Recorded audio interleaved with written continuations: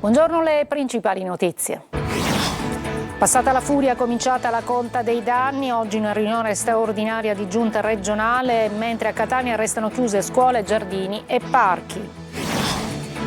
Catania segnata dal ciclone, le mareggiate cancellano tratti di lungomare e distruggono infrastrutture. In ginocchio anche Torre Archirafi, Riposto, Mascali e Riposto e Giarre. A Messina colpita la zona sud della città, traffico ferroviario interrotto per danni alla linea Scaletta-Zanclea. Roccalumera, il sindaco in lacrime, non ci rialzeremo più. Confiscati beni per 13 milioni di euro ai familiari di un imprenditore di Agrigento vicino a Cosa Nostra, ricchezza accumulata anche con prestiti usurai. Va alla regista di teatro e d'opera Emma Dante il Leone d'Oro alla carriera della Biennale di Venezia Teatro 2026. Calcio, mercato in fermento per le siciliane, il Palermo monitora profili ambiziosi.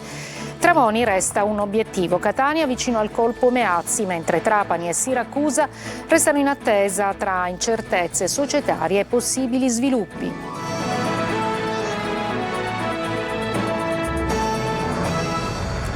Buongiorno, eccoci, benvenute e benvenuti. Passata la furia del ciclone, comincia adesso la conta dei danni. Oggi infatti ci sarà una riunione straordinaria di giunta regionale, mentre a Catania restano ancora chiuse scuole, giardini e parchi. Sentiamo Simona Mazzone. Il passaggio del ciclone Harry ha lasciato in buona parte della Sicilia devastazione e paura, ma adesso è il momento della conta dei danni e soprattutto della programmazione per gli interventi. Mentre la macchina degli aiuti non si è fermata un istante, dai vigili del fuoco alla protezione civile e a tutte le forze di polizia dislocate sul territorio. Già il presidente della regione Schifani ha convocato la giunta a Palermo in via straordinaria per giovedì alle 12. All'ordine del giorno la dichiarazione dello stato di crisi e di emergenza regionale. Non solo, il governo chiederà anche di deliberare lo stato di emergenza a livello nazionale. Nel contempo il vicepresidente siciliano Luca Sammartino assicura che la regione farà di tutto per garantire tempi certi e celeri per la ricostruzione. Esamineremo tutte le possibilità per snellire gli iter autorizzativi, ha detto. Servono interventi economici urgenti per il presidente dell'Ars Galvagno in sopralluogo nelle zone più disastrate. Porti, riti balneari e diverse attività sono in ginocchio, alcuni comuni addirittura senza strade. Urge non solo una quantificazione e il ristoro dei danni, ma anche la possibilità di avere un iter procedurale che sia assolutamente immediato. A Catania il sindaco Trantino, dopo aver predisposto la richiesta per lo stato di calamità, nelle prossime ore volerà a Roma per incontrare il vicepresidente della Commissione europea. Desidero chiedere al vicepresidente Fitto se possiamo utilizzare le leve dei fondi della coesione che quindi ci vengono date dall'Europa, se le possiamo utilizzare anche per questi interventi. Intanto, dopo una riunione operativa a Palazzo degli Elefanti con la giunta e la dirigenza del comune, Trantino ha stabilito la sospensione anche per giovedì 22 delle attività didattiche nelle scuole catanesi per valutare eventuali danni. Rimangono chiusi anche parchi e giardini pubblici della città.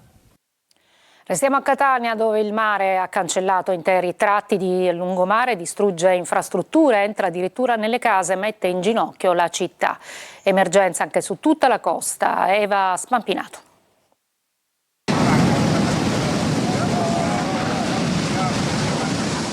È stata veramente una notte traumatica. L'onda è entrata direttamente sino ad arrivare là sotto. Addirittura c'è stato un momento in cui abbiamo visto un'onda superare la barricata, che comunque è una casa.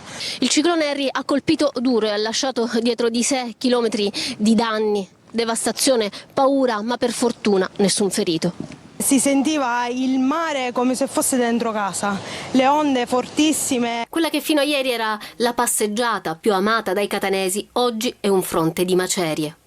A lungomare di Catania il confine tra terra e acqua è scomparso, lo vedete, questo è quello che è rimasto, una voragine che continua ad essere aggredita dalle onde alte, violente, spinte da raffiche fortissime. Questa notte hanno distrutto barriere, divelto arredi urbani, trascinato tutto quello che trovavano. Lunghi tratti del lungomare semplicemente non ci sono più, l'asfalto è stato mangiato dal mare, le ringhiere piegate, i marciapiedi crollati.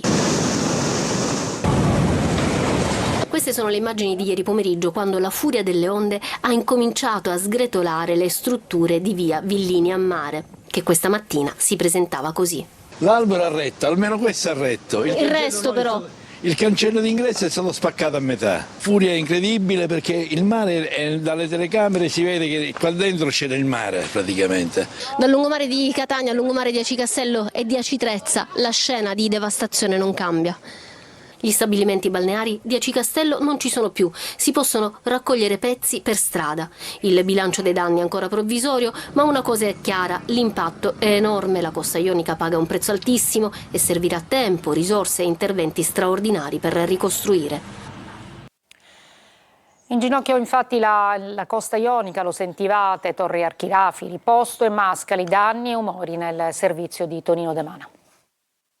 Si leccano le ferite anche Torre Archirafili, Posto e Mascali, colpita al cuore dalla furia del mare. Mare, arrivato fin dentro la chiesa Santa Maria del Rosario a Torre, svegliando di soprassalto anche padre Sebastiano Guerrera. In chiesa è entrata anche l'acqua e quindi abbiamo, per così dire, stiamo cercando un po' di asciugare dove possiamo fare e davvero cercare di riprendere, di rimetterle in sesto. Onde alte anche 10 metri che hanno devastato ogni cosa, trascinando massi e blocchi di cemento e schiantandoli contro abitazioni e attività commerciali. Sopralluoghi uno dietro l'altro per il sindaco Pasta, intercettato nei pressi della Capitaneria di Porto di Riposto. La macchina organizzativa della Protezione Civile insieme al prefetto, che è stato molto presente per tutti e 2 i giorni, ha funzionato bene perché abbiamo allertato in maniera corretta i cittadini in modo tale che non si recassero nei luoghi pericolosi.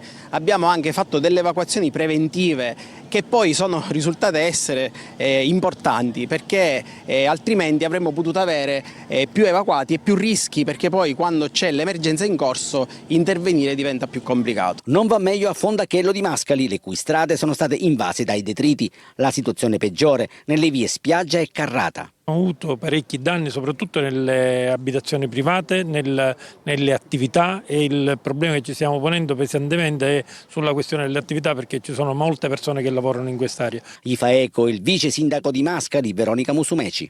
Già da stamattina i primi mezzi di soccorso in strada per aiutare, ovviamente, per permettere di raggiungere tutte le attività e le famiglie. Da queste parti fango e scarponi sono una triste consuetudine. E case devastate anche a Stazzo e danni anche sul lungomare a Santa Maria la Scala, poi il crollo di una parte del Belvedere. Ancora Tonino De Mana.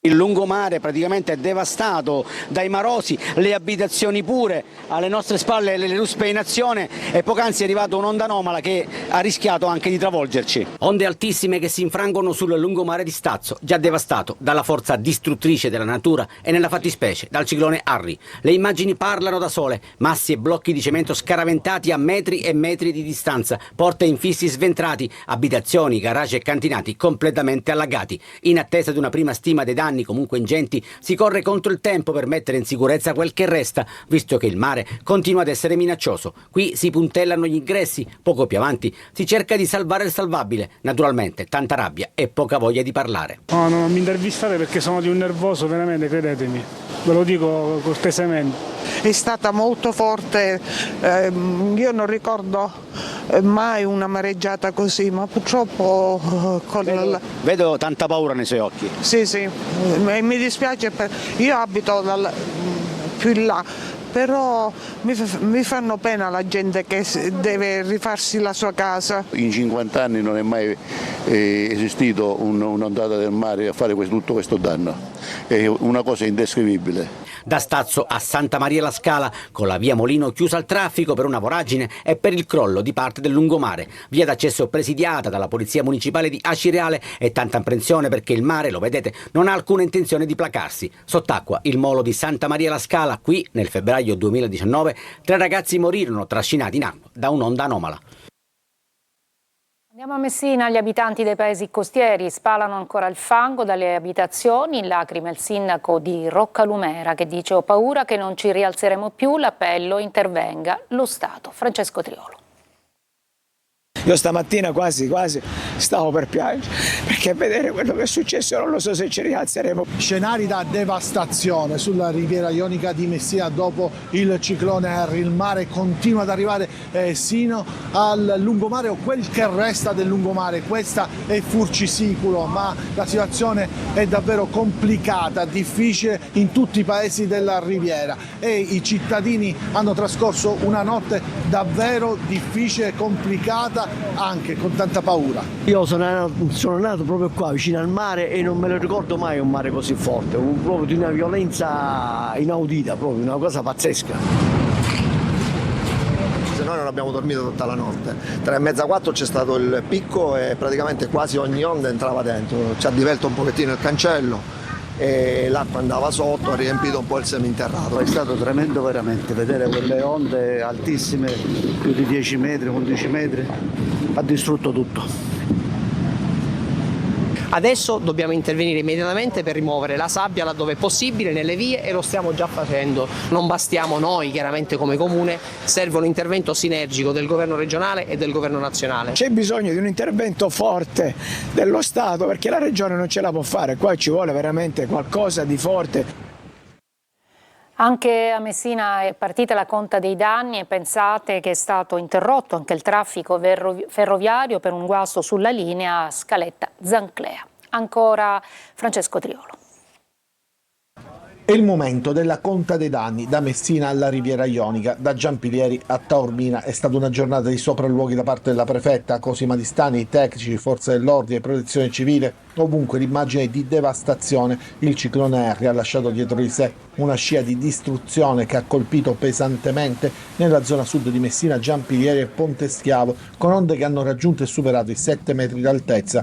Ristoranti e strutture balneari distrutti, interi lidi rasi al suolo. Aspettiamo sicuramente quello che sarà un provvedimento straordinario da parte della Regione sull'emergenza. Il litorale è stato colpito severamente, stiamo facendo appunto una verifica, così come già era stato previsto, delle situazioni che poi elencheremo e individueremo le tempistiche e le strategie rispetto alle esigenze di tutto il territorio. A Santa Teresa le onde sono ancora alte e i danni sono ingenti. Il lungomare è crollato in più punti, 800 metri nella zona sud, quasi tutte le piazzette, altri 300 metri a nord. Il lungomare, arteria fondamentale per la viabilità, è impraticabile. Al comune di Santa Teresa lungo vertice almeno 2 ore con la prefetta per fare il punto sui danni e gli interventi d'emergenza da attuare. Sto richiedendo l'intervento dell'esercito per poter meglio gestire soprattutto il tema della viabilità, che in questa provincia è fondamentale per poter consentire una ripresa normale di tutta la situazione. Tema viabilità in primo piano e al collasso in tutta la Riviera Scaletta, e questa è la situazione della ferrovia con i binari in bilico. Traffico interrotto sulla Messina-Catania-Siracusa e non si sa per quanto tempo lo sarà.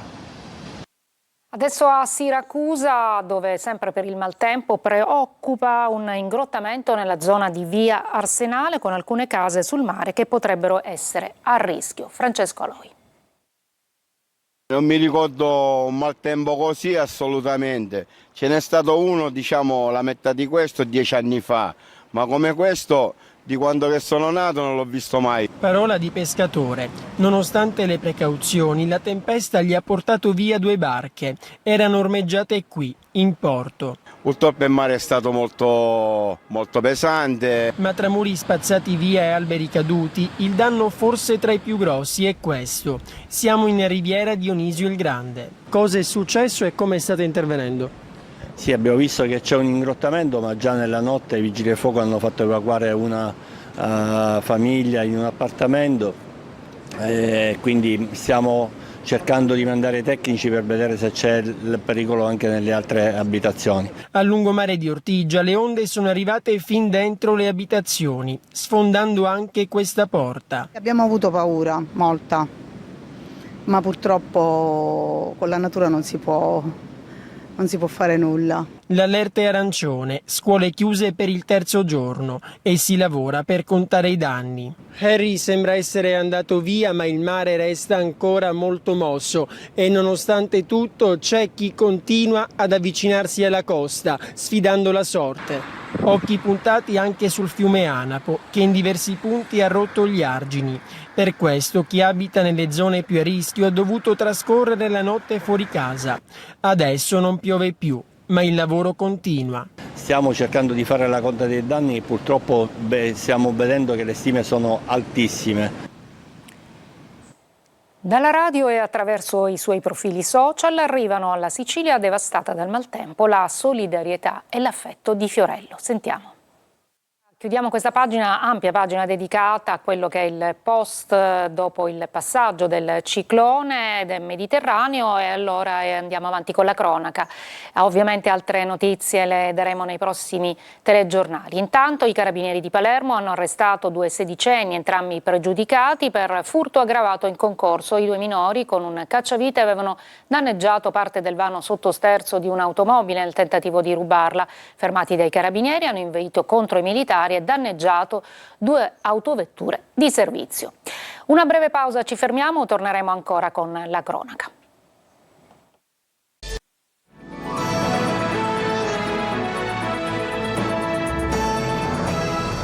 Confiscati i beni per 13 milioni di euro ai familiari di un imprenditore di Agrigento, vicino a Cosa Nostra, ricchezza accumulata anche con prestiti usurai. Adelaide Barbagallo.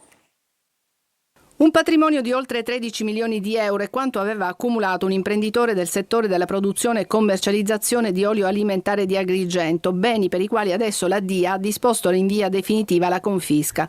L'uomo già deceduto fu ritenuto a suo tempo contiguo a Cosa Nostra Agrigentina. Tra gli anni 80 e 90 ha accumulato la sua ricchezza concedendo prestiti usurai per importi ingenti legati alla propria attività commerciale. Considerato socialmente pericoloso proprio per questa sua attività, ma anche per la sua vicinanza mentre era in vita alla mafia della Valle dei Templi. I beni, adesso confiscati, sono oggi intestati ai suoi familiari e sono di un valore sproporzionato rispetto ai redditi e ai tempi dichiarati dall'imprenditore. Si tratta di 30 immobili, fabbricati, terreni e 3 complessi aziendali con sede nelle province di Agrigento e Messina. Uscirà dal carcere Maria Concetta Rina, figlia del boss di Cosa Nostra, Totò Rina, accusata di estorsione aggravata dal metodo mafioso dell'indagine della Direzione Distrettuale Antimafia di Firenze. Il giudice per le indagini preliminari, a seguito dell'incidente probatorio, ha disposto per la donna l'obbligo di dimora a Corleone. Leone d'oro alla carriera, Emma Dante ha portato la Sicilia alla ribalta, si legge nella motivazione della Biennale di Venezia. Adelaide Barbagallo. Un artista, una donna che partendo da Palermo, dal cuore della sua Palermo, ha saputo portare la Sicilia alla ribalta, innervando la grande lezione di Luigi Pirandello, Leonardo Sciascia, Andrea Camilleri, come pure di Cipri e Maresco o Franco Scaldati, affrontando con coraggio non solo una ricerca linguistica unica, ma anche dando forza scenica a quei temi scomodi e dolorosi che da sempre sembrano connotare la sua terra.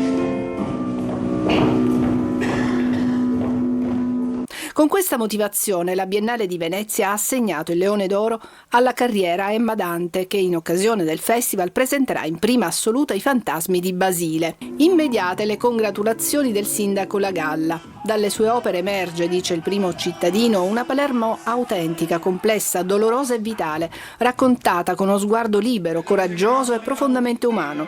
Il suo teatro ha dato voce agli ultimi, alle marginalità, alle fragilità sociali e familiari, trasformandole in un linguaggio artistico potente e universalmente riconoscibile. Ci ha lasciato padre Alfio Carciola, parroco della comunità Santi Pietro e Paolo di Catania. Per anni da prete ha testimoniato il dono dell'accoglienza e della pace. I funerali stamattina alle 11:30 nella parrocchia Santi Pietro e Paolo saranno celebrati dall'arcivescovo Luigi Renna. Breve pausa e poi lo sport.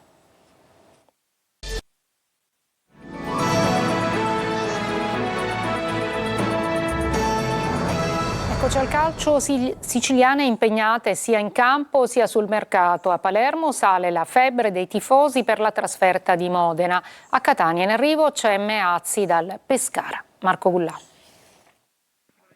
Il settore ospiti di Modena si tingerà di rosanero. Sono già più di 2.500 i biglietti venduti per la curva dedicata ai tifosi del Palermo in occasione della gara contro i gialloblu, in programma sabato alle 17:15. Febbre da Palermo che dopo la vittoria sullo Spezia è ad un solo punto dal terzo posto occupato dal Monza. Sul mercato il club rosanero continua a muoversi con attenzione, ma non sarà semplice raggiungere gli obiettivi prefissati, poiché i profili sono ambiziosi e le richieste del club esose. Il sogno della dirigenza rosanero resta in tal senso Matteo Tramoni, fantasista del Pisa. E infine la situazione esterni con l'addio di Diachité, ormai imminente, che libererebbe un post over. Il DS Osti potrebbe pensare a un laterale che possa giocare sia a destra che a sinistra. Catania al lavoro per la sfida di domenica al Massimino contro il Cosenza, gara che come sempre richiamerà tantissimo pubblico. Sul mercato il club ateneo è vicino a chiudere un colpo a sorpresa. Si tratta di Lorenzo Meazzi, trequartista classe 2003 di proprietà del Pescara e con un contratto in scadenza nel 2027. Meazzi ha diverse proposte dalla Serie C, ma il Catania ha fatto uno scatto che può essere quello decisivo.